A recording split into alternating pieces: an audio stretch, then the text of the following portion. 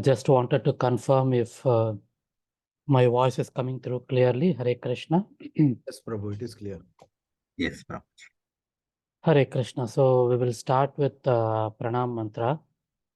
Om Namo Bhagavate Vasudevaya. Om Namo Bhagavate Vasudevaya. Om Namo Bhagavate Vasudevaya. Narayanam Namaskritya. Naram Chaiva Narottamam. Devim Saraswatim Vyasam. Tato Jayam Mudiryaye Nashtaprayeshu Abhadreshu Nityam Bhagavata Sevaya Bhagavate Uttama Shloke Bhaktir Bhavati Naistiki Krishnaya Vasudevaya Devaki Nandanaya Cha Nanda Gopa Kumaraya Govindaya Namo Namaha. So, Hare Krishna. Welcome to all devotees and my pranams for this Saturday Bhagavatam class. My thanks once again to Subal Prabhu for giving me an opportunity to talk about the Bhagavatam and the devotees in the association of the Lord. So I just wanted to tell a few things. We are now in the second canto, fifth chapter, and this fifth chapter is about the cosmic, second canto is about the cosmic manifestation. And since you have been in this program, you are aware that the particular chapter which we are going through is talking about the creation as such. And this is a very heavy topic. As all of you know, trying to understand the unlimited Lord with our limited intelligence is not correct. So what we need to do is to be to accept what is told in the scriptures. So I would request all of you to be very attentive, because it has a lot of technical detail, if I can put it that way, in terms of creation. And what we are going to see today talks about how the senses were created, and how from the mind what came and things like that. So it needs a lot of attention, and because one thing is linked to the other. So this is what it is. So what we are trying to do is that we will try to cover 6 shlokas for today. Shloka number 30 to 35. Second canto, 5th chapter, shloka number 30 to 35. So just give me a minute. I will share my screen. Just let me know once you are able to see my screen.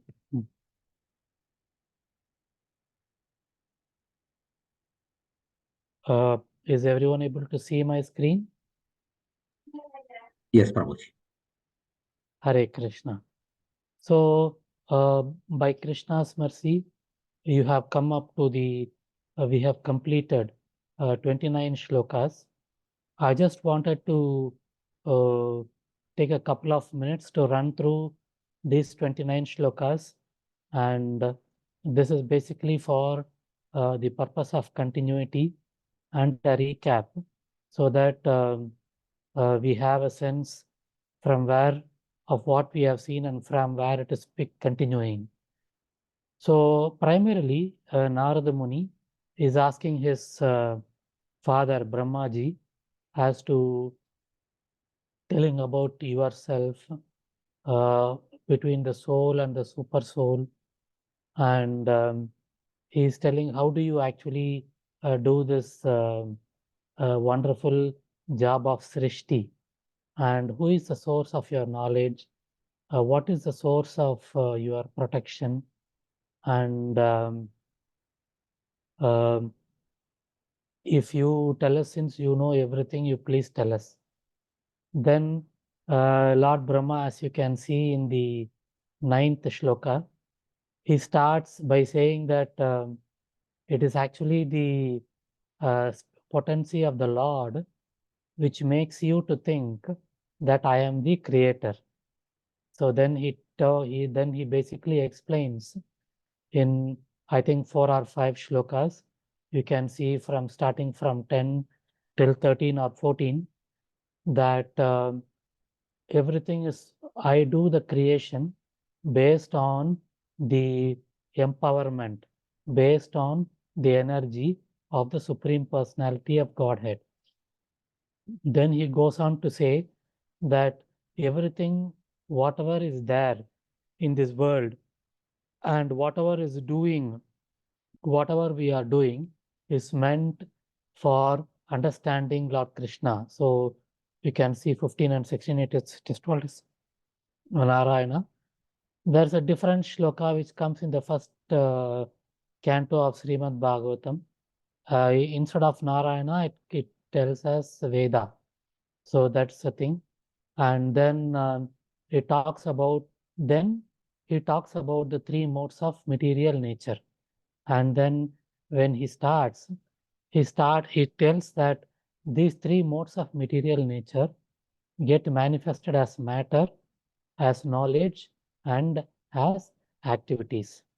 But he says that he is the controller of everything, though he is not directly involved. Then he starts about, there are 3 Vishnus, Karno Dakshaya Vishnu, Garbho Dakshaya Vishnu, and Sero Dakshaya Vishnu. So he starts with the Karno Dakshaya Vishnu, and then it goes into the Mahatattva, and then it goes into how from the Mahatattva we get the 3 modes of material nature, and then it get mixed with the 5 elements. And when it mixed with the 5 elements, there are different things. I'm not going into detail since it has been already covered in 26 to 29, which you see on the screen. It tells in detail as to from what has come.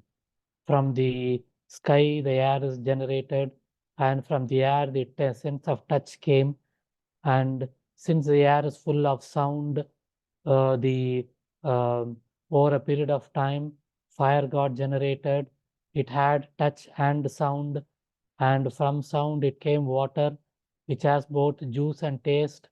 So it has form, it has touch, it has sound, and water. From water, we had smell.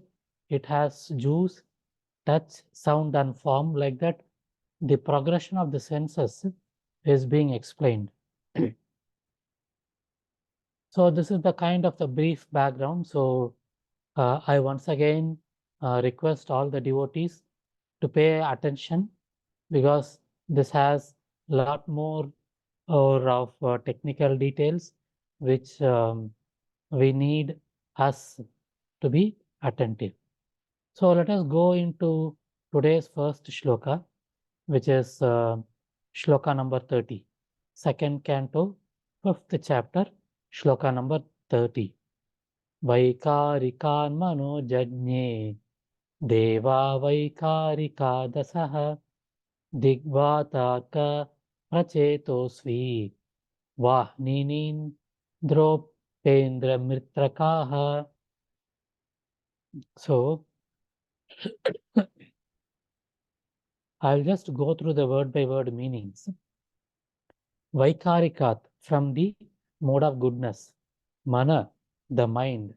Jagне, generated. Deva, demigods. Vaikarika, in the mode of goodness. Dasa, 10. Dik, the controller of directions. Vata, the controller of air. Arka, the sun. Pracheta, Varuna, Asvi, Aswini Kumaras, Vahni, the fire god, Indra, the king of heaven, Upendra, the deity in heaven, Mitra, one of the 12 Adityas, Ka, Prajapati, Brahma.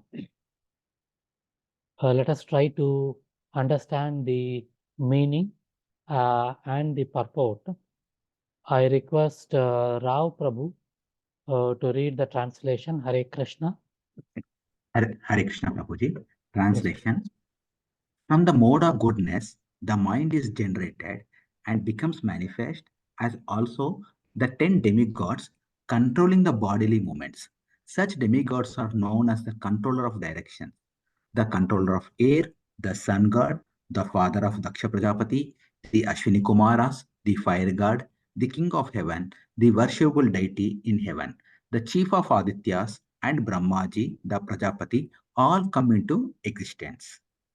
Purport. Hare Krishna. Thank you, Prabhu. Yes. So it is said that from the mode of goodness, all of us know that there are three modes of material nature: goodness, passion, and ignorance. So the first one is the mode of goodness. So from the mode of goodness, the mind is generated and becomes manifest. So you may ask as to how we can say that the mind is becoming manifest, because manifesting means something we can, our understanding is that manifesting means something we can see, whereas mind is something which we cannot see. So here, becoming manifesting is not only be seeing, but is also feeling. That is also considered as manifesting. And Prabhupada always used to give the example of a dream. So when we are dreaming, our mind is traveling to different places on our mind is considered as a subtle body, and the soul travels on the mind, which is actually our subtle body, to different places which we have not physically seen. And just before our sleep is finished, the dream, the soul comes back into our body. This is, Prabhupada used to give this example several times. So, yes, mind is something which is manifested not by seeing, but by feeling. And then it also says, from the mode of goodness, also the demigods, the 10 demigods controlling the bodily movements. And then such demigods are also known as the controller of directions. All of us know that we have 8 directions and then up and down, so totally 10. Then we have the air, the sun god, and all those things. So the only thing which we need to understand is that everything is coming ultimately from the Supreme Personality of Godhead. So let us try to understand more with the help of the purport of Srila Prabhupada. Who is RB? Hare Krishna. Can I request RB? I can see RB. Yeah, sorry, but I can't read. I'm outside. No worries, Prabhu. Hare Krishna. Can I request Smita Mataji to read the first paragraph of the purport? Hare Krishna. Sir, I'm also on mobile, so I can read. What about Sumati Mataji? Hare Krishna. Hare Krishna, Prabhu, I can read. Yes, Mata.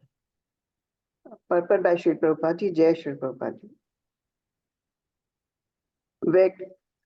Vaikartika is the neutral stage of creation and Tejas is the initiative of creation.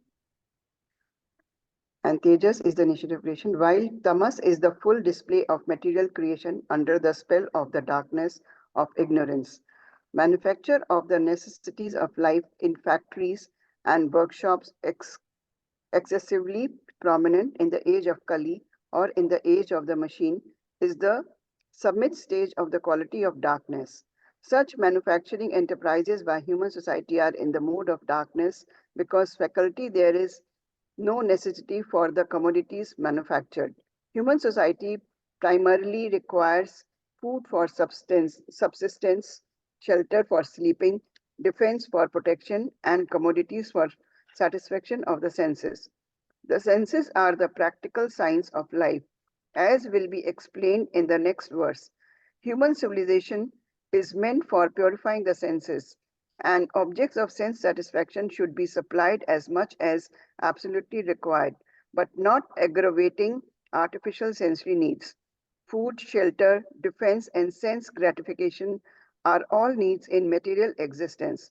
Otherwise, in his pure, uncontaminated state of original life, the living entity has no such needs. The needs are therefore artificial, and in the pure state of life, there are no such needs. As such, increasing the artificial needs as if the standard of material civilization or advancing the economic development of human society is a sort of engagement in darkness without knowledge. By such engagement, human energy is spoiled because human energy is primarily meant for purifying the senses in order to engage them in satisfying the senses of the Supreme Lord. The Supreme Lord, being the supreme possessor of spiritual senses, is the master of the senses.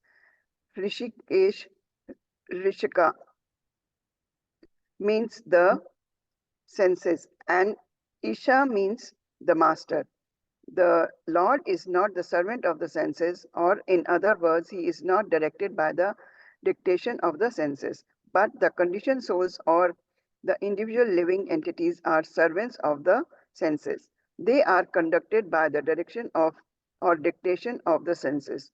And therefore, material civilization is a kind of engagement in sense gratification only. The standard of human civilization should be to cure the disease of sense gratification, and one can do this simply by becoming an agent for satisfying the spiritual senses of the Lord. The senses are never to be stopped in their engagements, but one should purify them by engaging them in the pure service of sense gratification of the master of the senses. This is the instruction of the whole Bhagavad Gita. Arjun wanted first of all to satisfy his own senses by his decision not to fight with his kinsmen and friends. But Lord Sri Krishna taught him the Bhagavad Gita just to purify Arjuna's decision for sense gratification. Therefore, Arjuna agreed to satisfy the senses of the Lord, and thus he fought the battle of Kurukshetra as the Lord desired. Hare Krishna. Thank you. Hare Krishna. Thank you, Mataji. So basically, it starts about the Srila Prabhupada ji starts the purport by explaining Vaikarika. So if you can see the meaning, Vaikarika means from the mode of goodness, and is explaining another another meaning of the word also, that in the stage of creation, Vaikarika is the neutral stage, and Tejas is the initiative. Means Vaikarika is when the activity has not started, and Tejas is when the activity has started. And Tamas is the full display of material creation under the spell of the darkness of ignorance. So he is giving the example of what is the difference between Vaikarika, Tejas, and Tamas. So Tejas is pertaining to the mode of passion, and Tamas, when the initiative is, when the material is world is fully developed, it is considered to be in the mode of Tamas. And why it is so, he is explaining in the further in the shlok, in the further this thing, that the whatever we are doing in the current world is basically to increase the requirement of the senses, to expand the requirement of the senses, and to try and fulfill them. And very clearly, very nicely, he explains that, but unfortunately, the human civilization is meant for purifying the senses and not for aggravating them. So since we are exactly doing that, the complete full display of the material creation is considered under the tamas Puni is considered under the mode of ignorance. And then, of course, he's explaining in a very nice way as to we cannot put a full stop to the senses immediately. I cannot say that, okay, from tomorrow onwards, I will not speak. From tomorrow onwards, I will not see. Is it possible? No, it is not possible.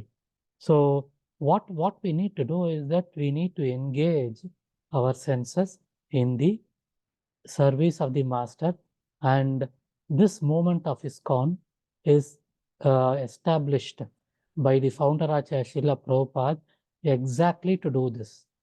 So we want to see nice things. So we can see we can see the forms of the Lord either in the temple or in our home. We want our ears to listen to very nice things. So instead of listening to music or FM radio, why not we listen to the lectures? Why not we listen to kirtans? We like to talk.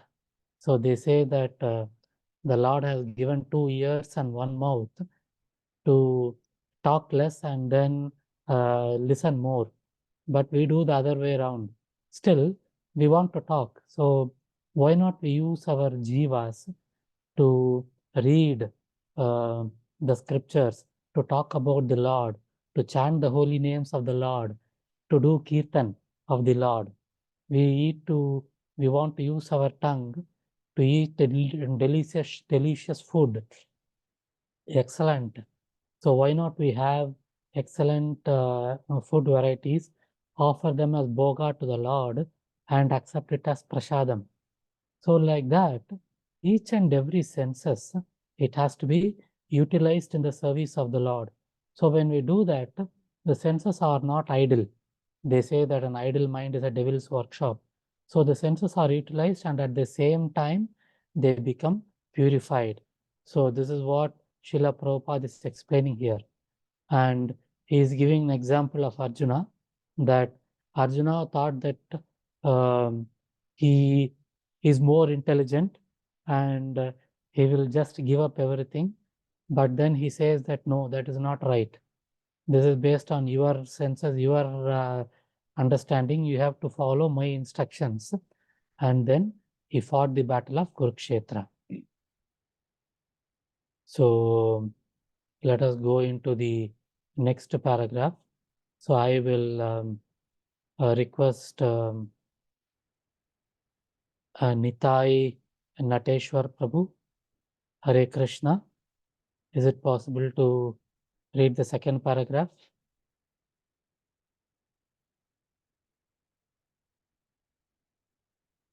Hare Krishna. Amit Patel Prabhu, Hare Krishna, are you there? Yes, Prabhu, I can read. Yes, Prabhu, Hare Krishna. The Vedas instruct us to get out of the existence of darkness and go forward on the path of light. Tamasi ma jyotirgamo. The path of light is therefore to satisfy the senses of the Lord. Misguided men or less intelligent men follow the path of self-realization without any attempt to satisfy the transcendental senses of the Lord. By following the path shown by Arjuna and other devotees of the Lord, on the contrary, they artificially try to stop the activities of senses, yoga system, or they deny the transcendental senses of the Lord, jnana system. The devotees, however, are above the yogis and jnanis because pure devotees do not deny the senses of the Lord. They want to satisfy the senses of the Lord. Only because of the darkness of ignorance do the yogis and jnanis deny the senses of the Lord and thus artificially try to control the activities of the diseased senses. In the diseased condition of the senses, there is not too much engagement of the senses in increasing material needs. When one becomes to see the disadvantage of aggravating the sense activities, one is called jnani. And when one tries to stop the activities of the senses by practicing yoga, practice of yogic principles, he is called yogi. But when one is fully aware of the transcendental senses of the Lord and tries to satisfy his senses, one is called a devotee of the Lord. The devotee of the Lord do not try to deny the senses of the Lord, nor nor do they artificially stop the actions of the senses, but they do voluntarily engage the purified senses in the service of the master of the senses, as was done by Arjuna, thereby easily attaining the perfection of satisfying the Lord, the ultimate goal of all perfection. Hare Krishna. Hare Krishna. Thank you, Prabhu. So this is Srila Prabhupada's punch. So he in a very simple way, he explains as to what is the difference between a yogi, a jnani, and the devotee. So he says that when we understand that we should not aggravate our senses, so then we are considered as a jnani. Then when we try to, if we try to artificially stop it, then he is called as a yogi. But when someone is aware that he's not, we cannot deny their existence. At the same time, we cannot stop artificially. And the only way to get them purified is to engage them in the service of the Lord. That person is called as a devotee. And that is exactly the objective of this movement, the Krishna consciousness movement, ISKCON. So basically, in this particular shloka, Brahmaji is telling that from the mode of goodness, the mind is generated and so many other things are coming. They all came into existence. And Prabhupada is wants us to understand that the message which we need to take from all this, when we understand about all this creation, is that everything is to be used by us to serve the Lord, not to enjoy them. This is what he is expecting us to understand. Instead of going into the technicalities of the controller of air, the father of Daksha Prajapati, we can see that all those things are not appearing in the purport. So he is explaining about two things. One is the senses, that we should not try to aggravate the needs, material needs. We should try to purify them.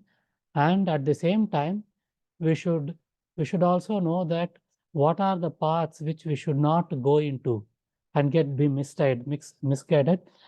And he very nicely explains the yogis and the jnanis. And he says that the best way to do is the Bhakti Yoga system. Hare Krishna. So I can see senior devotees, Radhapat Pankaj Prabhu, who is actually my Siksha Guru, and who is basically kind of an expert in taking us through the cosmic manifestation. So I believe talking about this, when a senior devotee like Radhapat Pankaj Prabhu is there, is like holding a torch to the sun and kind of Maryada Vitikrama. So I would request Hare Krishna, Radhapat Pankaj Prabhu. Would you like to take on, Prabhu? Hare Krishna.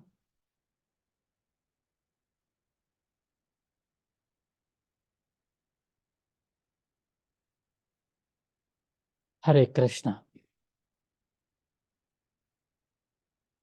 So I request the blessings of Nitai Nateshwar Prabhu and Radhapat Pankaj Prabhu, so that I can do some justice to this. Hare Krishna.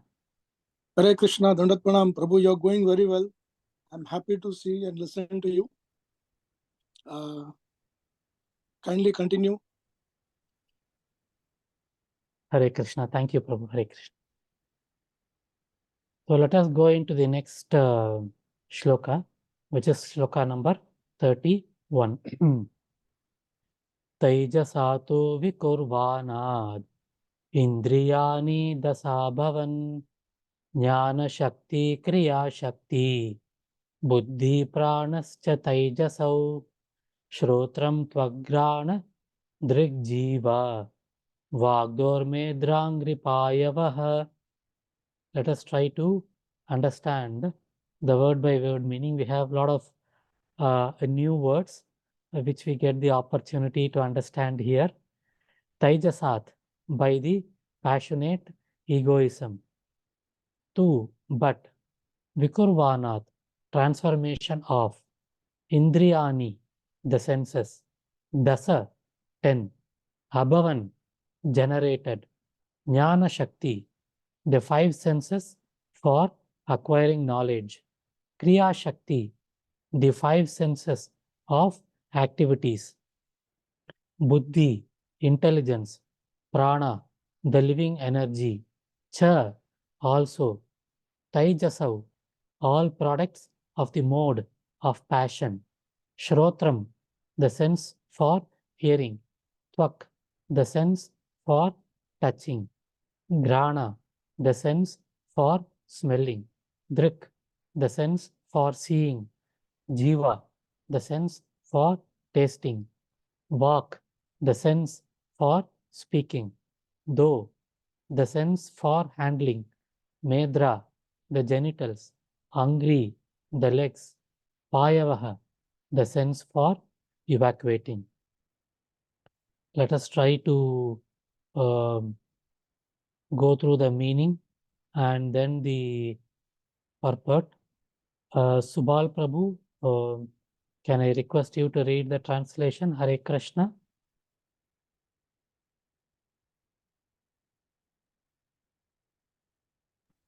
Yes, Prabhu. Hare Hare Krishna. Krishna. Translation by and purport by Srila Prabhupada, Jai Srila Prabhupada. By further transformation of the mode of passion, the sense organs like the ear, skin, nose, eyes, tongue, mouth, hands, genitals, legs, and the outlet for evacuating, together with intelligence and living energy, are all generated. Shall I read the Hare purport? Krishna. Yes, Prabhu, please. Thank you. The living condition in material existence depends more or less on one's intelligence and powerful living energy. Intelligence to counteract the hard struggle for existence is assisted by the senses for acquiring knowledge, and the living energy maintains himself by manipulating the active organs like the hands and legs. But on the whole, the struggle for existence is an exertion of the mode of passion. Therefore, all the sense organs headed by intelligence and the living energy prana are different products and byproducts of the second mode of nature called passion.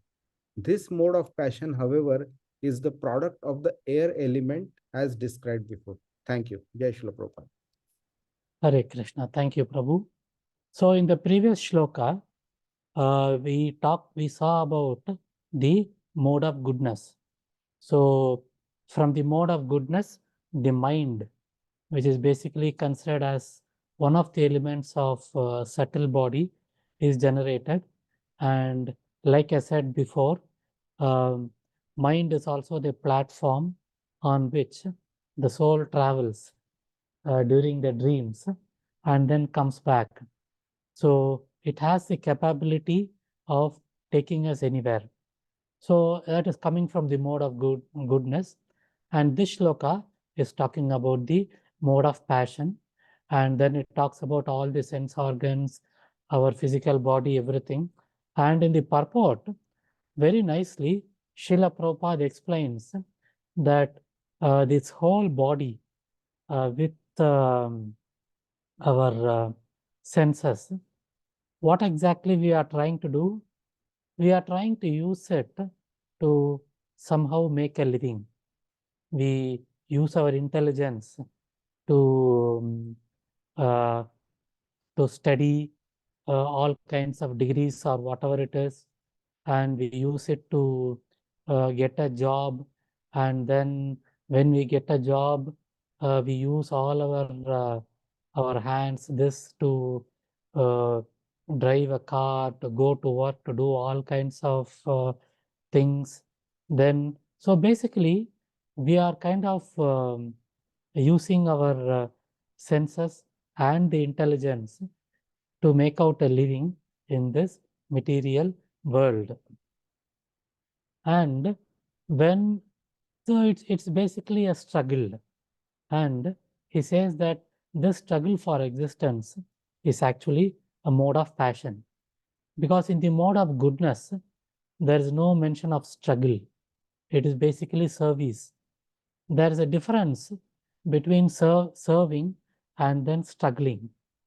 So, Prabhupada, I always tell this example of Srila Prabhupada when he was asked about the difference between service, devotional service, and struggling. So he says that if we are given an opportunity that, let us say, our salary will be credited every month without us going to job, will any one of us go for job? I don't know about you, I will definitely not go. But service is different. So we do it voluntarily because we like to do. And Srila Prabhupada always used to give the example of a mother taking care of the family. So she doesn't do it because of force, because she is compelled to. She does it out of love. I remember in the old days, Indian Gas had this tagline, cook food, serve love. So like that, Prabhupada used to give the example of mother where she serves the family out of love, voluntarily. So we all know that the women of the family work hard. I should definitely say close to double of what the men do. But still, they don't complain, or they are kind of they don't get exhausted or drained. They still have pleasure, and this is exactly what is the difference between service and struggle. And very nicely, Srila Prabhupada explains that since we are using this body with the senses and our intelligence to make out a living, which is nothing but a struggle for existence, this is considered as an exertion under the mode of passion.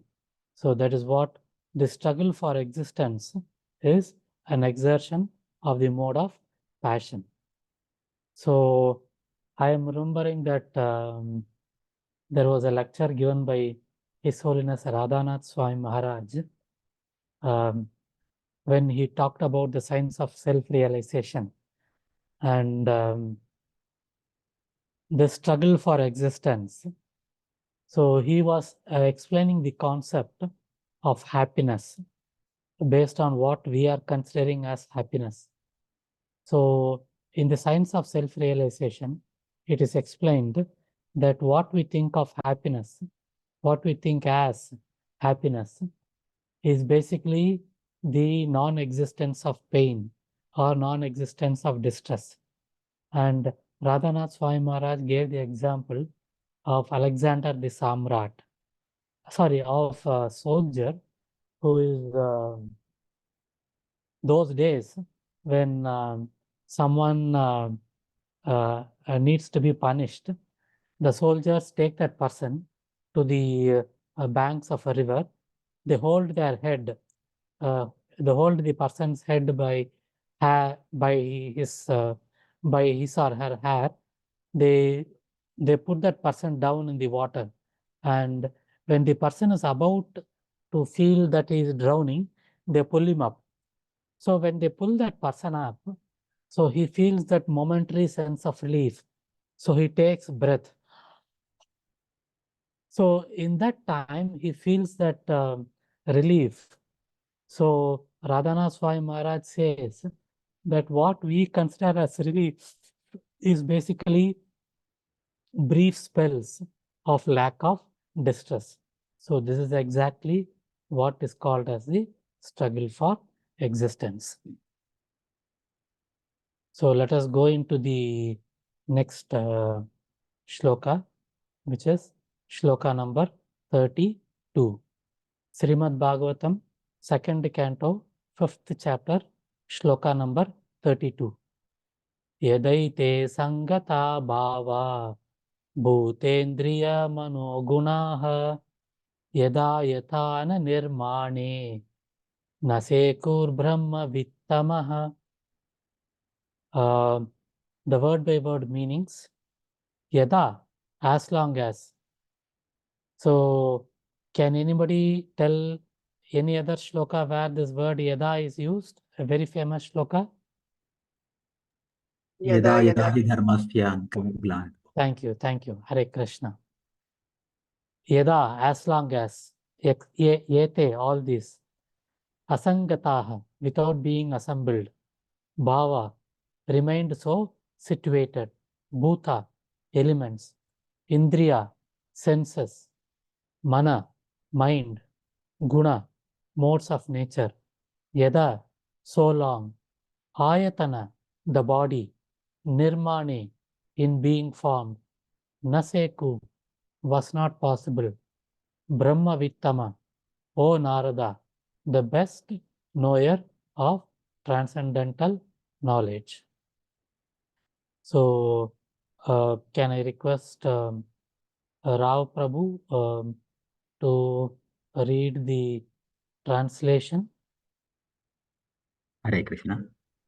Hare O Krishna. Narada, best of the transcendentalists, the forms of the body cannot take place as long as these created parts, namely the elements, senses, mind, and modes of nature, are not assembled. Hare Krishna. Thank you, Prabhu.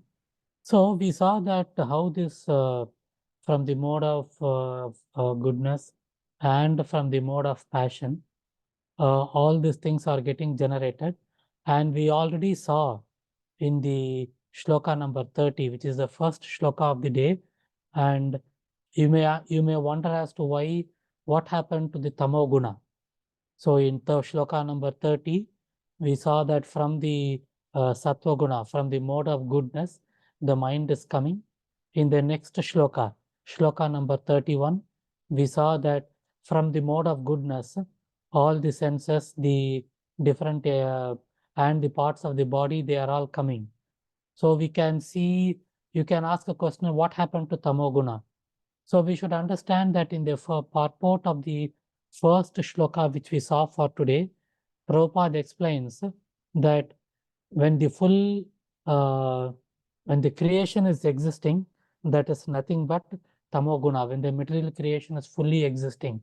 Because the existence of the material creation itself is a manifestation of tamoguna, because we want to enjoy separately from the Lord.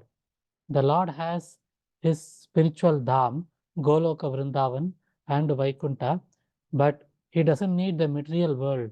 So the material world and all the jivas were created because we wanted to enjoy separately, and the Lord created so that once we know that we cannot enjoy separately, then we will come back to him. So we should understand why I am telling all these things is that if we think what happened to why is the mode of ignorance not mentioned, so we should remember that in the purport of the first shloka, the time when the complete creation is in place, that is considered as the tamogun itself. So in this shloka, the meaning of the shloka is that, O Narada Muni.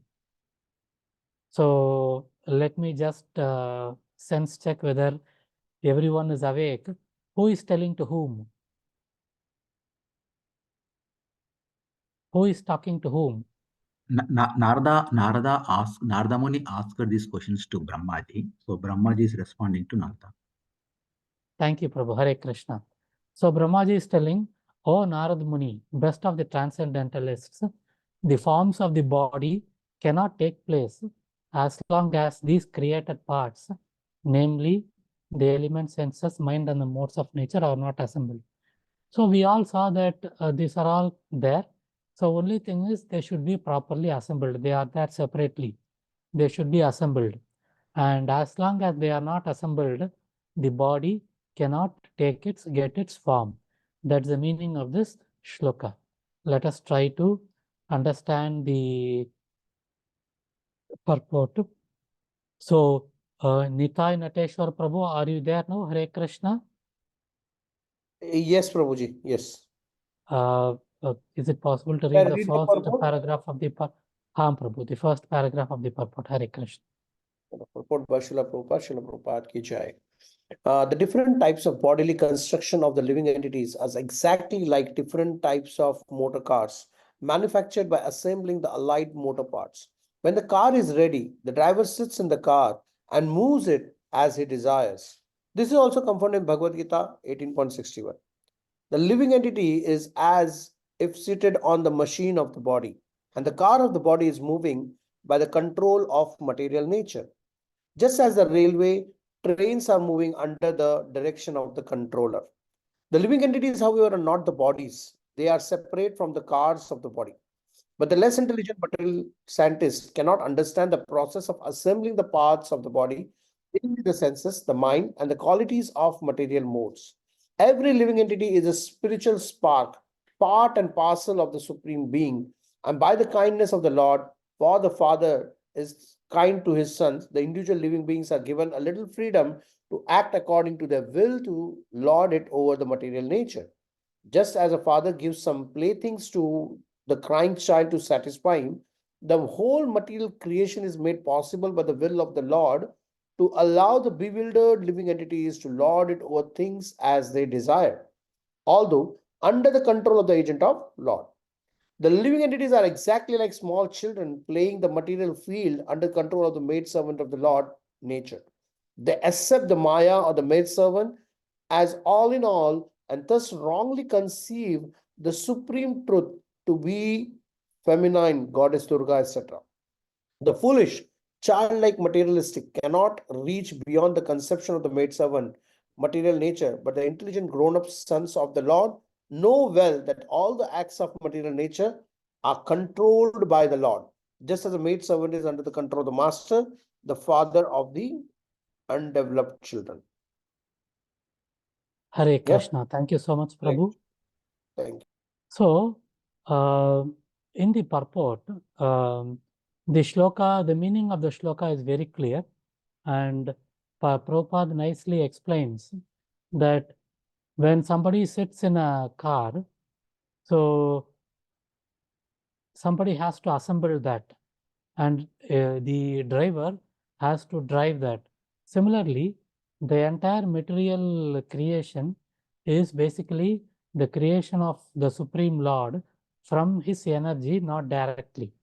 And he also very nicely gives an example that the way we are trying to enjoy the material world is like a father giving his toys, to some playthings to the crying child, and the child, by playing with that, becomes happy.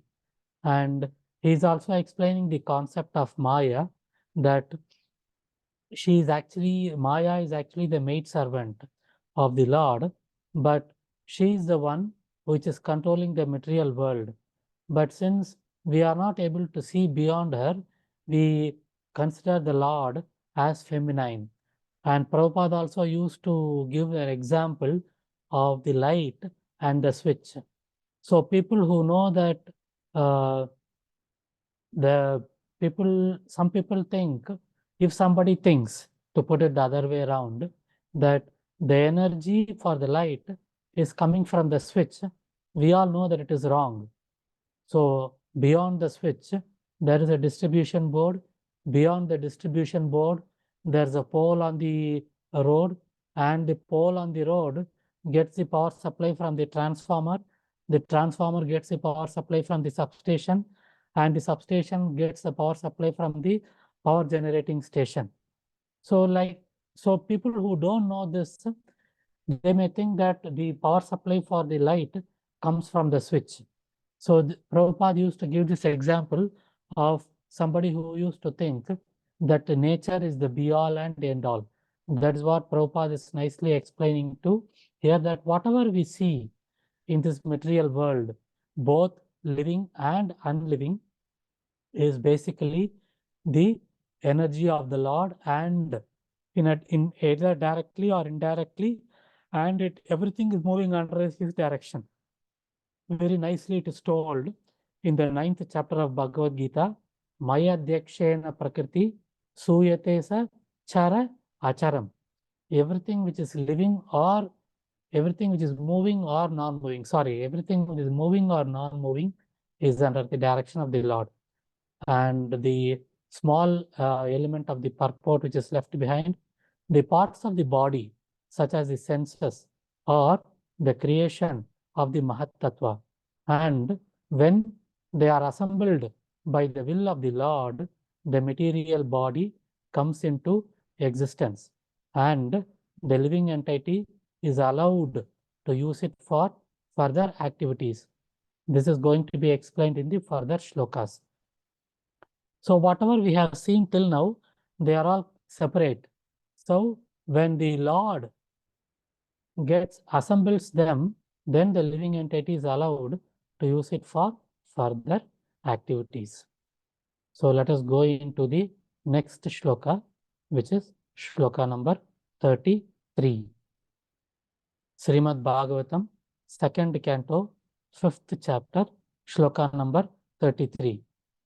Tada samhatya chanyonyam Bhagavat Shakti Choditaha Sad Asatvam Upadaya Kobayam Sasrujur Hiyadaha. Word by word meanings. Tada, all those. Samhatya, being assembled. Cha, also. Anyonyam, one another. Bhagavat, by the personality of Godhead. Shakti, energy. Choditaha, being applied. Sat, asatvam, primarily and secondarily. Upadaya, accepting. Cha, also. Ubayam, both. Sasruju, came into existence. He, certainly. Ada, this universe. So let us try to understand the meaning of this shloka. I would now request Sumati Mataji, if you can read the first paragraph of the purport. Hare Krishna. Hare Krishna, Prabhuji. Should I read the translation also, Prabhu? Sorry, Mataji, yes. Translation and then the first paragraph of the purport. Thank you. Translation and purport by Srila Prabhupada. Jai Srila Prabhupada. Thus, when all these became assembled by force of the energy of the Supreme Personality of Godhead, this universe certainly came into being by accepting both the primary and secondary causes of creation. Purport. In this verse, it is clearly mentioned that the Supreme Personality of Godhead exerts his different energies in the creation. It is not that he himself is transformed into material creations. He expands himself by his different energies as well as by his plenary portions. In a corner of the spiritual sky of Brahma Jyoti, a spiritual cloud sometimes appears, and the covered portion is called the Mahat Tattva. The Lord then, by his plenary portion as Mahavishnu, lies down within the water of the Mahat Tattva, and the water is called the casual ocean, Karna Jala. While Mahavishnu sleeps within the casual ocean, innumerable universes are generated along with his breathing. These universes are floating and they are scattered all over the casual ocean. They stay only during the breathing period of Mahavishnu. In each and every universal globe, the same Mahavishnu enters again as Garbhodakshai Vishnu and lies there on the serpent-like Shesha incarnation. From his navel sprouts a lotus stem, and on the lotus, Brahma, the Lord of the universe, is born. Brahma creates all forms of living beings of different shapes, In terms of different desires within the universe, he also creates the sun, moon, and other demigods. Hare Krishna. Prabhu. Hare Krishna. Thank you, Mataji. So, up to the previous shloka, we saw about the three modes of material nature, and we saw about how the mind, the intelligence, the different senses, they are all coming into, they are all created.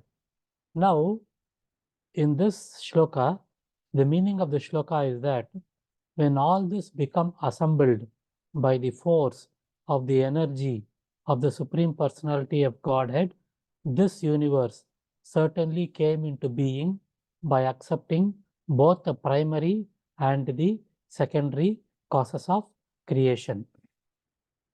So now, what is being told here is that the assembling is carried by the force of the energy of the Supreme Personality of Godhead. So we need to understand one simple thing. The energy, the force, and the energy which is referred here is not something which is physical in nature. So Prabhupada always used to tell that if we want to do something, we need to physically do.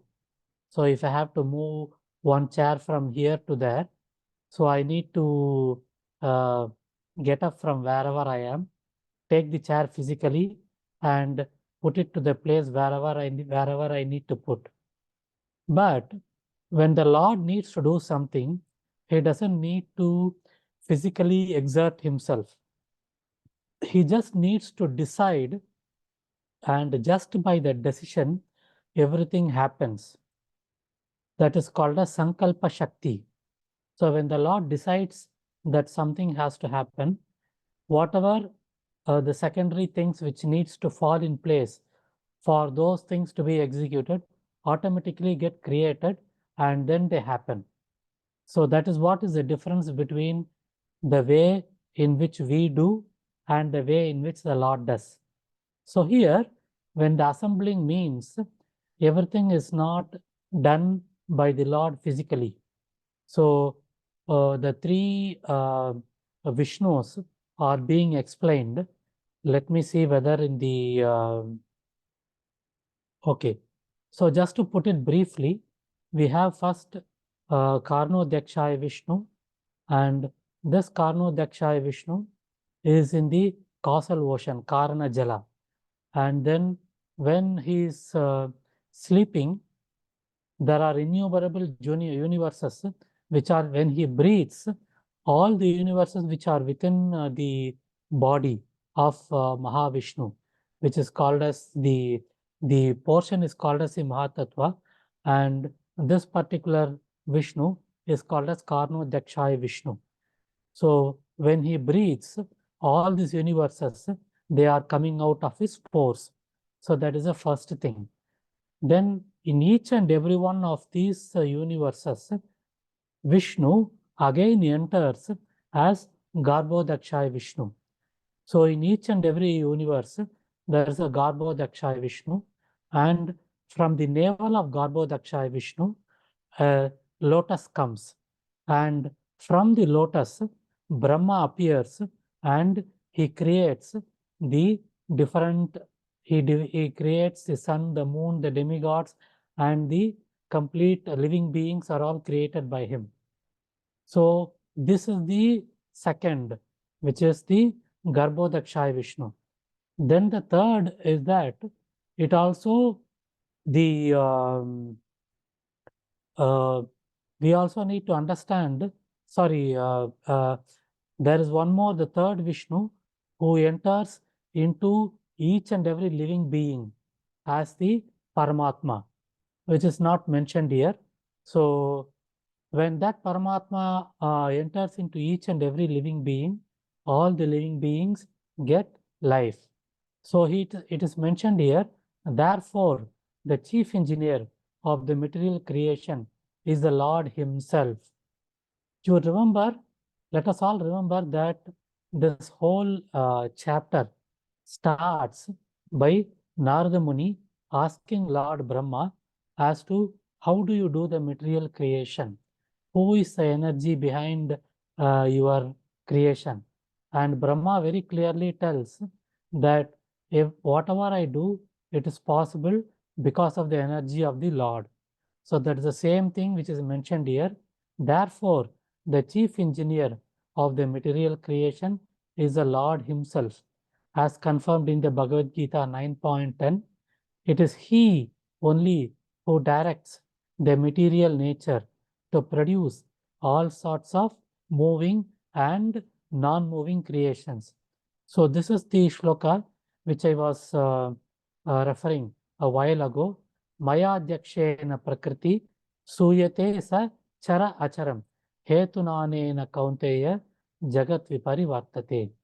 So Lord Krishna tells that I am the director of everything, both moving and non-moving. There are two modes of material creation. The creation of the collective universes, as said by the above, the Mahavishnu, and the creation of the single universe. Both are done by the Lord, and thus the universal shape takes place. So basically what we need to understand is that the entire creation is basically possible because of the Lord, and he is the chief engineer.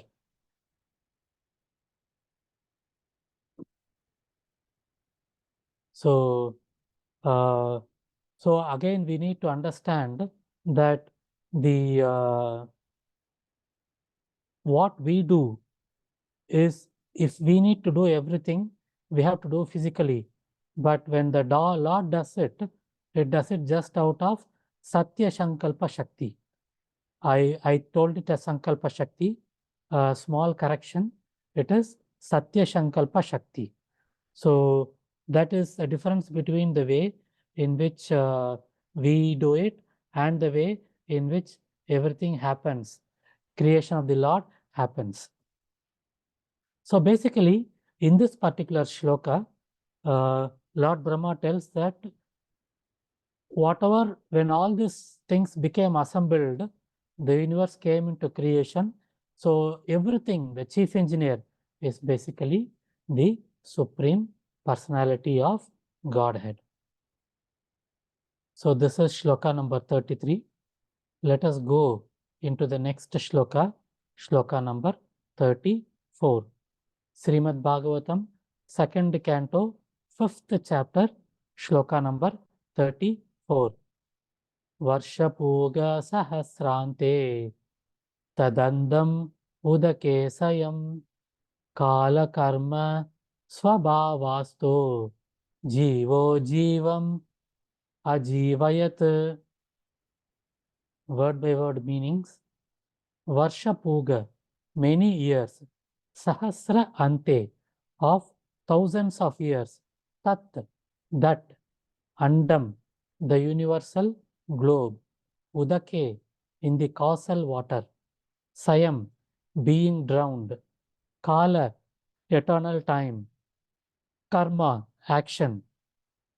Swabhavastha, according to the modes of nature. Jiva, the Lord of living beings. Ajivam, non-animated. Ajivayat, caused to be animated. Translation and purport by Srila Prabhupada, Jai Srila Prabhupada. Translation: thus, all the universes remained thousands of aeons within the water, and the Lord of living beings entering in each of them caused them to be fully animated. So, in the last shloka, in the purport, Srila Prabhupada explained about Mahatattva, and then he also explained about Garbhodakshaya Vishnu. So, when so many universes are there, those universes, they were lying within the water. And then what happens? The Lord of the living beings entered into each and every universe, and then they were all they were all inanimate. They were not having life. So, but when Garbhodakshaya Vishnu enters into them, they get life. So they were inanimate, now they become animated. So this is called as Sarga and Visarga. So let us try to understand more by going through the purport. Can I request Amit Prabhu to read the purport? Hare Krishna. Hare Krishna Babaji. Yes, Prabhu. Purport by Srila Prabhupada, Jai Srila Prabhupada. The Lord is described here as a Jiva because he is the leader of all other Jivas, living entities. In the Vedas, he is described as Nitya, the leader of all other Nityas. The Lord's relation with the living entities is like that of the father with the sons. The sons and the father are qualitatively equal, but the father is never the son, nor is the son ever the father who begets. So, as described above, the Lord is Garbhadaksha Vishnu or Hiranyagarbha super soul, enters into each and every universe and causes it to be animated by begetting the living entities with the womb of the material nature, as confirmed in Bhagavad Gita 14.3.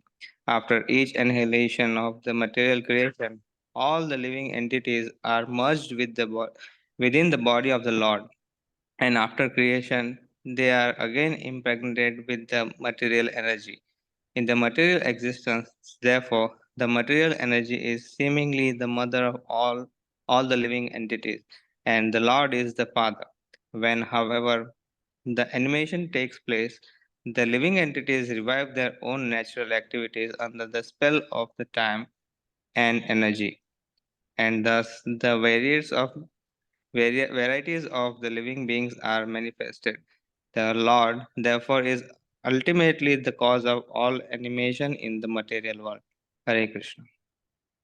Hare Krishna. Thank you, Prabhu. So here, the meaning of the shloka, it is explained that all the universes, they are remaining for a long time within the water, and the Lord is entering into each and every one of them. Previously, they were not having life. They were just existing, but without life. And by the Lord entering into each and every one of them as super soul, they caused them to be fully animated, means they get life. And in the purport, in the very first line, the Lord says that the Lord is described here as the Jiva because he is the leader of all the living entities. And in the very next line, he is telling that in the Vedas, he is described as. So the reason why Srila Prabhupada is specifying that is that we should not understand that just because the Lord is described as a Jiva, he is mortal. No, he is described as a Jiva because he is the Lord of all other Jivas. And very nicely, he is explaining the relationship between a father and a son. So in the Bhagavad Gita also, the Lord very clearly explains, Aham Bija Pradapita. I am the seed-giving father of all the living entities. And very nicely, there's a shloka from the Bhagavad Gita, which is also referred to here, which is the 14th chapter 3rd shloka. Mamayonir Mahad Brahma Tasmin Gargam Dadamyaham Tasmin Garbam Dadamyaham Sambhava Sarva Bhutanam Tato Bhavati Bharatah. The total material substance is a source of birth, and it is that Brahman that I impregnate, making possible the births of all living beings, O son of Bharata. So, and when every annihilation happens, all the universes go back into the material body, which means that when the Lord inhales, we saw that when the Lord exhales from the pores of the body, all those universes come out. Similarly, when the Lord inhales, all the universes which came out, they go inside. And when he inhales, the living entities which are there in the different universes get merged with the body of the Lord. And what happens when he exhales? Again, the whole process gets repeated, and this cycle of creation keeps happening. But this time frame is something which is beyond our perception. So this is not in terms of the material creation. It is eons is particularly billions of years. This is something which we cannot conceive. We need to understand, the basic thing which we need to understand is that the complete creation is done by the Supreme Lord, by his energy, and for him it is like a child's play, creating and making it come alive, and then making it go back and coming it again. It is like a child's play. What happens to be what for us, it looks to be so magnificent. It is magnificent though, but we need to understand, for the Lord, it is very simple. He is the chief engineer and he is the supreme controller of everything which is living and non-living. And whatever we see in front of us, whatever we are able to experience, whatever we are able to do is because of the mercy of Lord Krishna. This is what we need to understand when we go through all these shlokas of where Lord Brahma is explaining the cosmic manifestation. Let us go into the next shloka, which is shloka number 35. Srimad Bhagavatam, 2nd Canto, 5th chapter, shloka number 35. Sayeva purushas tasmad andam nirbidya nirgataha sahasrorvangri bahvaksha sahasranana sirshavan.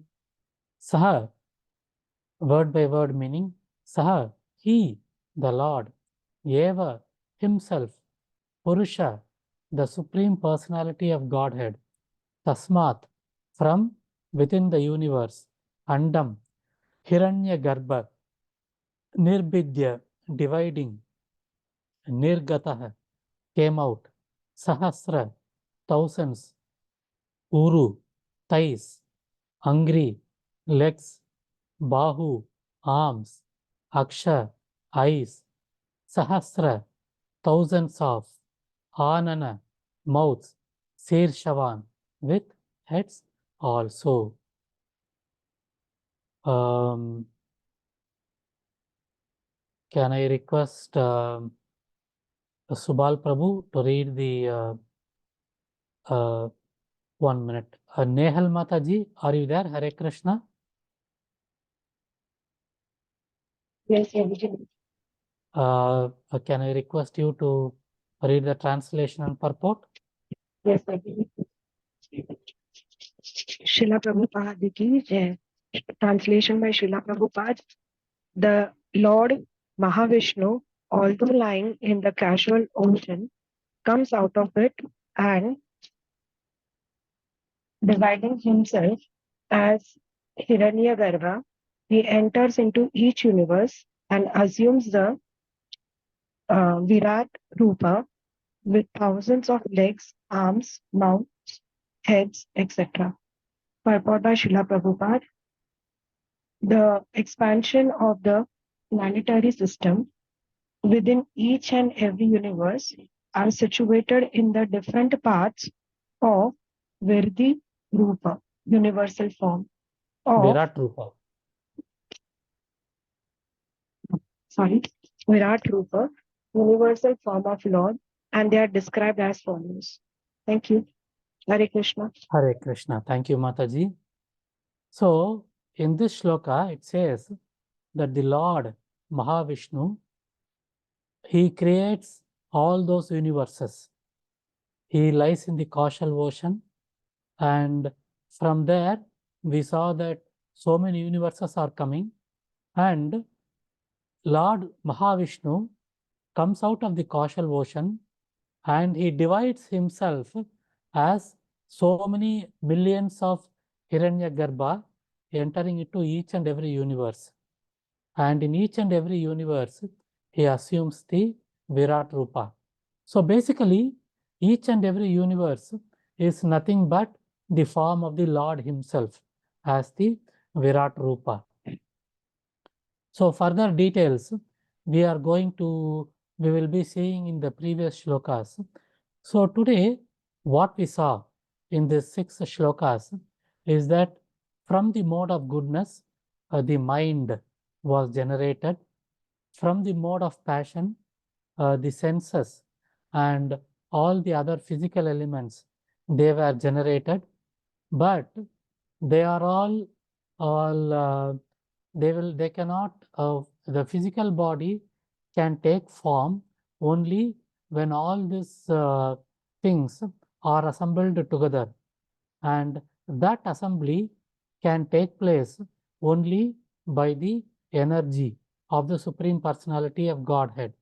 And in the last 2 shlokas, which is 34 and 35, we saw briefly as to how from nothing, which is basically when in the causal ocean, when Vishnu is lying down, when he exhales, lot of universes come out of his pores, and in each and every universe, the Lord himself enters, and the universe gets the form as Brahma, and before that, from the Vishnu, the lotus stem, we saw Brahma appears, and then he creates, and then in each and every living being, again Vishnu takes form as the super soul.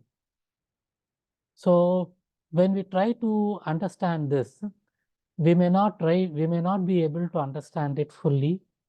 We may not be able to correlate one thing to the other, because we are trying to understand the unlimited Lord by our limited intelligence. So the main thing which we need to accept and to get convinced ourselves is that whatever I am having today, the entire world which is there, including the living and non-living, is the energy, is the creation of the energy of the Supreme Lord. That is number one. So that is something which we need to first accept. We should not think about Darwin's theory, Big Bang, and all those things. We should understand that each and everything, the material creation, is the creation of the energy of the Supreme Lord, number one. Number two, whatever we see, whether animate or inanimate, is again a manifestation of the Lord. So that is the second thing. And the third thing, whatever we have, whether it is our job, whether it is our family, whether it is our wealth, whether it is our home, whether it is our car, whether it is our ability. Ability comes out of intelligence, and intelligence comes from Lord Krishna. Buddhir buddhi matham asmi. So we should understand that whatever we have today, everything is the mercy of the Lord. And whatever we don't have today is also the mercy of the Lord. So it is said that when the Lord answers our prayers, He is testing our faith. When the Lord answers our prayers after delay, He is testing our patience. When the Lord does not answer our prayer, it says that the Lord has a better plan. So we think that when we ask and something is not given, the Lord is not answering our prayer. Shastra says that the Lord is actually answering our prayer. Only thing is that the answer is a no, and the Lord has a better plan. So if I had my way, I would like to marry Aishwarya Rai. But is that the good choice? All of you know the answer. So like that, the Lord knows what is good for us and does everything. Only thing is we don't understand, we don't perceive the hidden hand. His Holiness Jayadvaita Swami Maharaj said, this was quoted in one of the Bhagavatam classes which I went to the residence of Parameshwar Prabhu. So I believe this was in one of the classes somewhere in Australia, where he was asked to tell in simple terms as to what is the difference between human being and the Lord. So Jayadvaita Swami Maharaj said, human beings know today and plan for tomorrow. The Lord knows our tomorrow and plans for our today. So that is what it is. So we need to understand these three things. One is that everything is the creation of the Lord. Second thing, whatever we see in front of us, living or non-living, is the manifestation of His energy. And last but not the least, whatever I have, everything is the mercy of the Lord. And whatever I don't have is also the mercy of the Lord. If we are able to understand, accept, and convince ourselves of these three messages from the cosmic manifestation, from the cause of all causes, then we can be satisfied that we have understood the essence of this particular, these 6 shlokas, which we have tried to understand today. So my thanks once again to Subal Prabhu, who gave me an opportunity to talk about these Srimad Bhagavatam. And as I said, this is a very heavy topic, and as you might have understood, definitely I am not qualified to talk about this. So we have our my Siksha Guru Radhapat Pankaj Prabhu with us. So in several classes, he taught us about the cosmic manifestation with all those charts. And what I told today, I believe, to put it in perspective, is approximately 1% of what he explained to us. So thanks once again to Radhapat Pankaj Prabhu and all the senior devotees for blessing me. So I would request senior devotees, Radhapat Pankaj Prabhu, Subal Prabhu, to please add anything. Hare Krishna.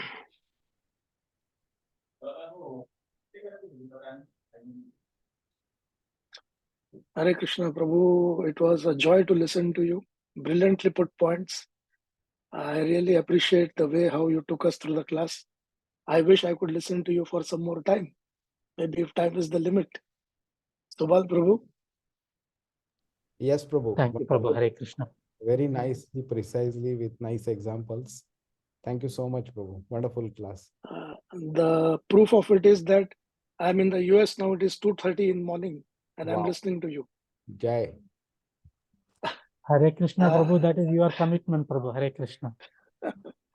With the members' permission, I would just like to add one point. The point when Bandhu Baladeva Prabhu said that the mercy of the Lord of what we have and the mercy of the Lord of what we don't have. And eventually we have to understand that this is how it works. There is a statement by Bhaktivinoda Thakur in Dashmula Tattva. If possible, I would like to share it. Let me see if I can share the screen.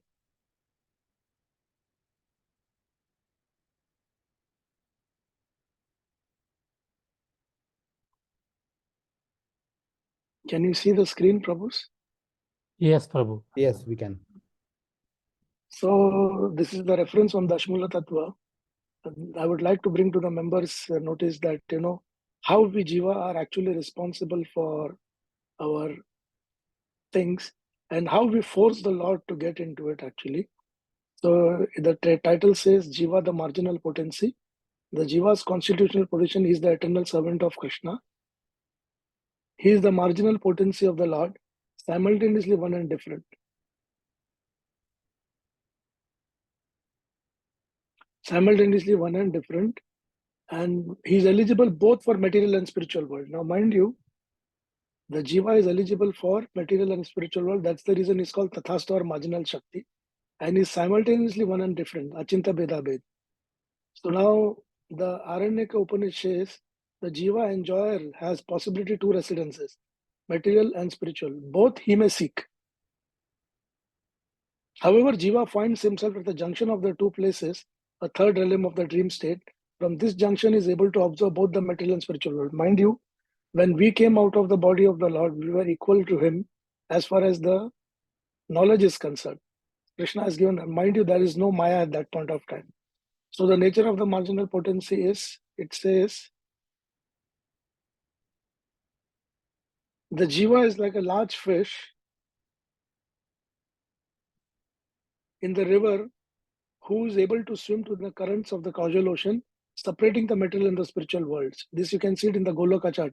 The blue color partition between the Brahma Jyoti and the material world is the place where he swims in the Karana ocean, causal ocean, in the dreamland of material existence and the spiritual land of eternal awakening. So he can be in the dream of material existence, which we are, and those jivas who are in the spiritual world are this awakened consciousness. Although the jiva was generated from the Lord's marginal energy, yet he is from the separate category, just like the sun rays. I'll just come down here.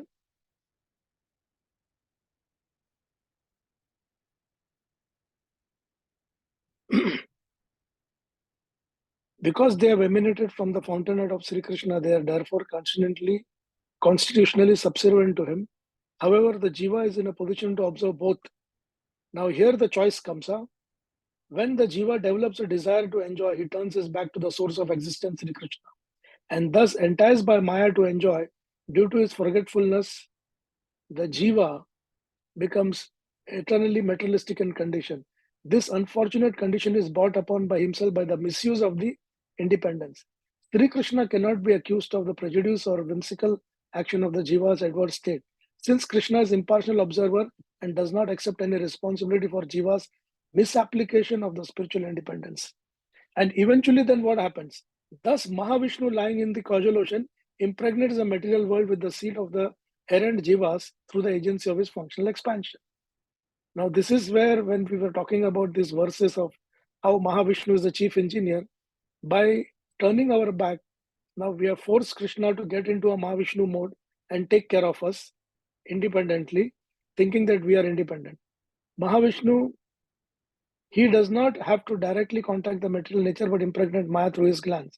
Maya Adhyakshana Prakriti Soyate Sacharachara is the shloka which Bandhu Baladeva Prabhu nicely explained to us. By the misuse of this minute independence, he is punished by Maya to suffer material existence. In this, there is one more point that he is making is the Supreme Lord's partial expansions are two kinds. Swamsha is personal and Vibhinna Amsha the separate. Krishna's personal expansion are known as Swamshas. Vibhinna Amshas are separated. The primary difference in Swamsha and Vibhinna Amsha is they are all non-different from Sri Krishna being complete. Divinity is endowed with full absolute potency, Sarva Shakti Sampanna. But they acquiesce to Krishna's wishes and no independent wishes. Now, mind you, Krishna's avatars, like all which is there, Brahma, Parshuram, Varaha, Narsimha, it says they acquiesce to Krishna's wishes and have no independent wishes. The Jiva, Krishna's eternal parcel, eternally distinct from Krishna's expansion. In keeping the minuscule size, the Jiva is endowed with minute potency and his desires to wish are separate from Krishna. So, countless of Jivas emanate from Sri Krishna and yet he remains unchanged, complete and not reduced. The Jiva, therefore, by entering into the Maya realm, are already guilty of the offenses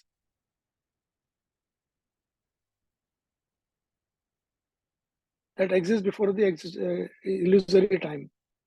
So the Jiva can be described as eternally conditioned by offense. Due to contamination with Maya, even Lord Shiva, Rudra, the simultaneously one from Krishna, is not the same category of divinity of Krishna. So I just conclude over here.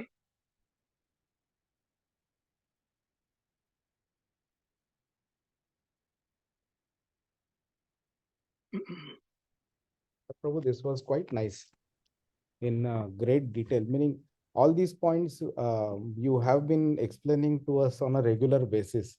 So somehow or the other, meaning to a certain extent, we were aware, but this is nicely in kind of a step-by-step format, nicely put up. Yeah, and the beauty it says that because the Jiva has a minute independence, which even the avatars of the Lord do not have. Now see how Krishna is greatly empowered with us, and there we make a stupid mistake of telling that we will go down and enjoy ourselves and become the masters, and how much the pain the Lord must be having in his heart that after, Maya, that is, so when Prabhu was reading these steps, I was enjoying that.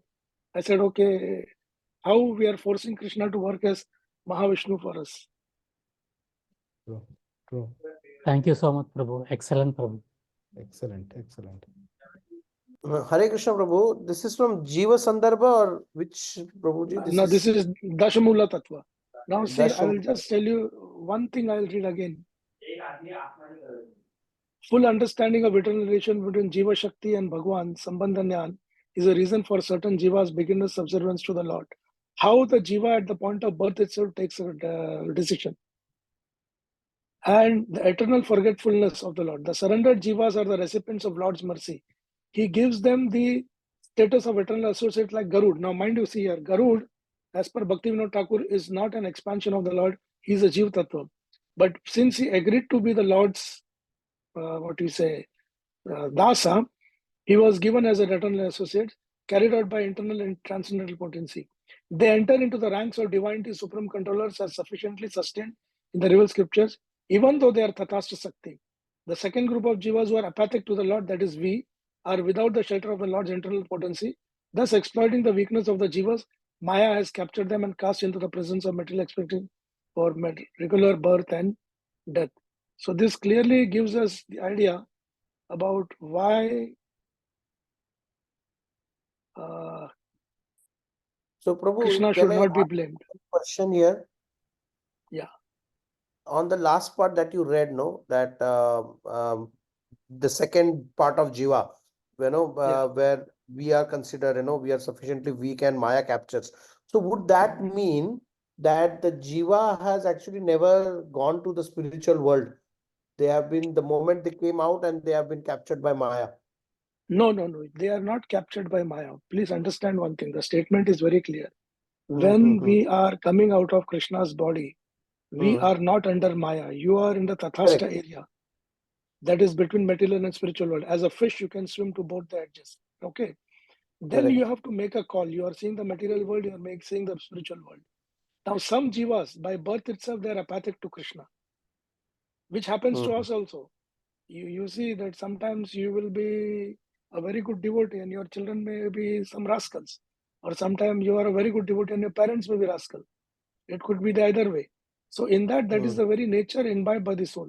So when he sees that I see the material world, I see the spiritual world. In spiritual world, I have to become the das of the Lord. In material world, I can become the master. He thinks that way. So that that little bit of independence which is there for him to take a decision becomes his weakness, and then Maya captures him. We have allowed Maya to capture us by turning our back to Krishna, because where there is Krishna, there is no Maya. Correct. So right, and then so the Lord gives us the birth, and then he says, okay, now take a call and decide what you have to do. So it is purely our decision. That is the reason Bhaktivinoda Thakur says that it should not be, Krishna should not be held responsible for this at all. Understood, Prabhu. I think very important and very nicely you mentioned this. So this is Dashamula Tattva, right? Yeah, there's chapter number 6, it talks about this. But remember, in the Bhagavatam also, in the Canto 4, Krishna comes as a Brahmana and talks to the Puranjana. He says, you were with me at one point of time, then you deserted me, you should come back again. So not all the souls have fallen from Tathastha, some has fallen from Vaikuntha also, as Prabhupada says. So either way, we keep misusing our independence and falling down, and then we make Krishna to create a complete material world with Mahavishnu, Garbhodaksha Vishnu, Shirodaksha Vishnu, Brahma Vishnu Mahesh, 33 crore demigods, all the blah blah blah paraphernalia. Why? Because we decided not to see the Lord in face to face and show our back. Understood. So,